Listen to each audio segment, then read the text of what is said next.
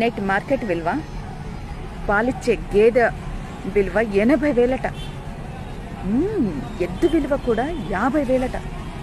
పొట్టేలు విలువ 10,000. కుక్క విలువ కూడా 5 నుంచి 6,000.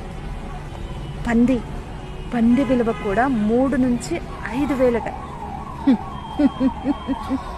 గీటి విలువలన్నీ మాకెందుకు చెప్తుందిరా స్వామి అని అనుకుంటుండ్రా? బరాబర్ ముచ్చట. మరి ఎన్నికల్లో తనను తాను విక్రయించుకుంటున్న మనిషి విలువ 500 నుంచి 1000 రూపాయలట.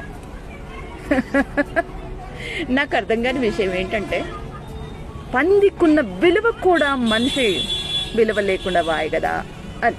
దీనమ్మ జీవితం. ఏదేమైనప్పటికీ కూడా మీ విలువైన ఓటును దయచేసి